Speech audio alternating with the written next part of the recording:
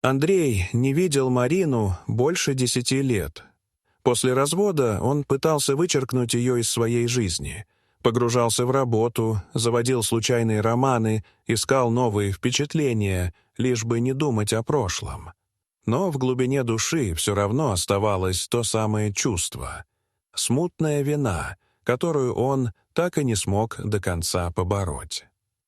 Однажды, возвращаясь вечером домой, Андрей заметил знакомую фигуру.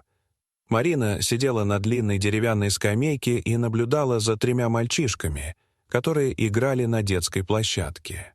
Они были похожи друг на друга, как 3 капли воды. В их лицах мелькнула такая знакомая черта, что у Андрея перехватило дыхание. Он замер, пытаясь осознать увиденное. Неужели у Марины теперь 3 сыновей? Мысли спутались, в груди сжалось. Он понимал, просто пройти мимо он не сможет. Андрей сделал шаг вперед. Марина заметила его, ее лицо побледнело, но она не отвела взгляд. Волнение отразилось в ее глазах. Не только удивление, но и боль. В тот момент он понял, что обязан узнать правду. Разговор между ними оказался долгим и напряженным. Постепенно все стало ясно.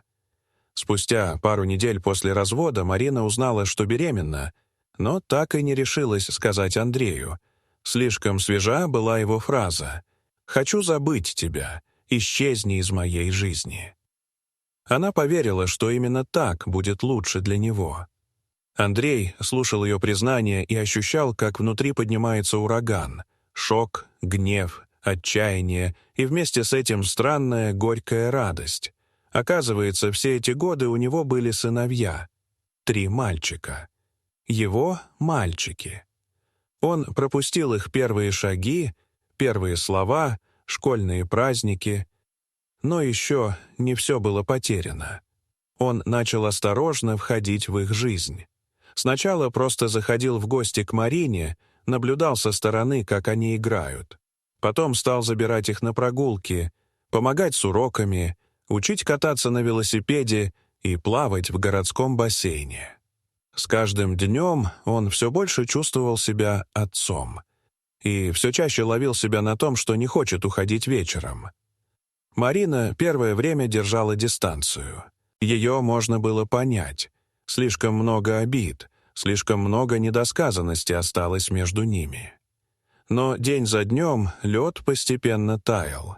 Они начали не только обсуждать детей, но и делиться личным, вспоминать прошлое, смеяться над старыми историями, говорить о будущем. Однажды, когда мальчики уже спали, Андрей задержался у нее дольше обычного.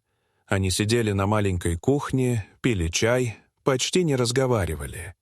Но в этой тишине было больше, чем в любых словах.